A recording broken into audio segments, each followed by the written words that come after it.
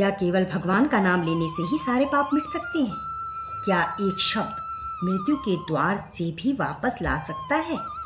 सुनने में यह असंभव लगता है, लेकिन हमारे पुराणों में ऐसी कई घटनाएं लिखी हैं जहां सिर्फ ईश्वर के नाम से मनुष्य का भाग बदल गया। आज मैं इसी से संबंधित आपको सत्य घटना सुना रही हूं, पर उससे पहले अगर आपने चैनल को सब्सक्राइब नहीं किया है तो जरूर कीजिए। आज की ये कथा कोई कल्पना नहीं, बल्कि शिव पुराण, विष्णु पुराण और भक्ति ग्रंथों में वर्णित ऐसी घटनाएं हैं जो बताती है कि ईश्वर के नाम में आखिर इतनी शक्ति क्यों है। सबसे पहला प्रसंग, अजामिल की कहानी। दोस्तों, बहुत समय पहले अजामिल नाम का एक ब्राह्मण था। बचपन में वो बहुत धार्मिक था, हर दिन पूजा करता, माता पिता की सेवा करता, लेकिन धीरे धीरे बुरी संगत में पड़ गया। उसने चोरी, झूठ, पाप करना शुरू कर दिया। समय बीतता गया और एक दिन उसका अंतिम समय आ गया। कमरे में अंधेरा था, सांसें टूट रही थी। तभी उसने अपने छोटे बेटे को याद किया, जिसका नाम था नारायण। डर के मारे वो जोर से चिल्लाया, नारायण नारायण। लेकिन दोस्तों, यहाँ सबसे बड़ा रहस्य छिपा था। अजामिल अपने बेटे को बुला रहा था, पर उसके मुख से निकला था भगवान विष्णु का नाम, और उसी क्षण विष्णु जी के दूत वहां प्रकट हो गए। कहा जाता है यमदूत भी पीछे हट गए। क्यों? क्योंकि जिस मुख से ईश्वर का नाम निकल जाए उस पर भगवान की कृपा होने लगती है। सोचिए, एक व्यक्ति जिसने जीवन भर गलतियां की, उसे भी भगवान के नाम ने बचा लिया। तो अगर कोई सच्चे मन से नाम जपे तो उसकी जिंदगी में कितनी शक्ति आ सकती है।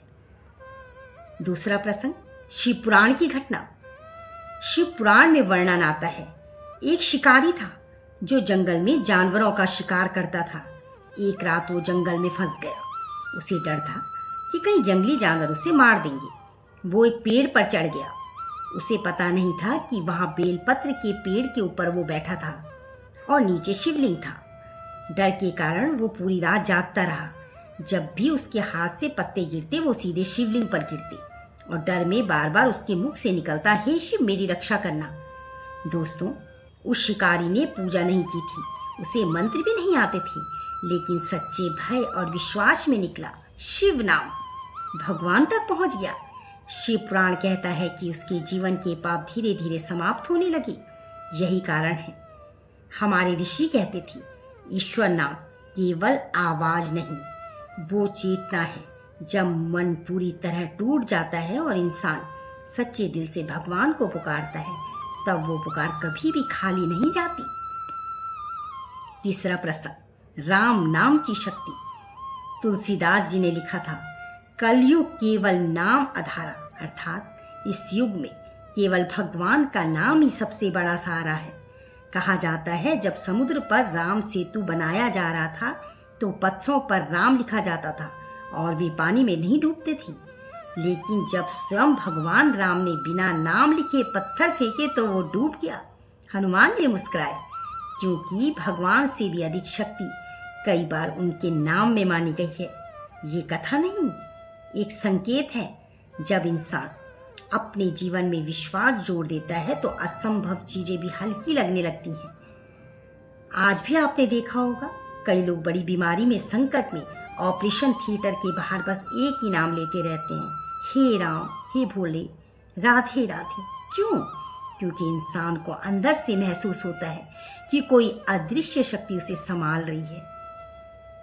दोस्तों, विज्ञान भी मानता है कि बार बार बोले गए सकारात्मक शब्द मन की तरंगों को बदलते हैं। जब कोई व्यक्ति भक्ति से मंत्र या नाम जपता है तो उसका डर कम होने लगता है, मन शांत होता है, आत्मविश्वास बढ़ता है, और यही कारण है मंदिर में जाने से मन हल्का लगता है। लेकिन याद रखिए, ईश्वर का नाम कोई जादू नहीं, ये एक शक्ति है जो धीरे धीरे इंसान के भीतर प्रकाश भरती है। नाम जपने से समस्याएं तुरंत खत्म नहीं होती, लेकिन उन्हें सहने की शक्ति मिलती है, और कई बार वही शक्ति इंसान का भाग्य बदल देती है। तो आज से सुबह उठते ही सिर्फ 5 मिनट किसी भी ईश्वर का नाम प्रेम से लीजिए ओम नमः शिवाय। जय श्री राम। राधे कृष्णा।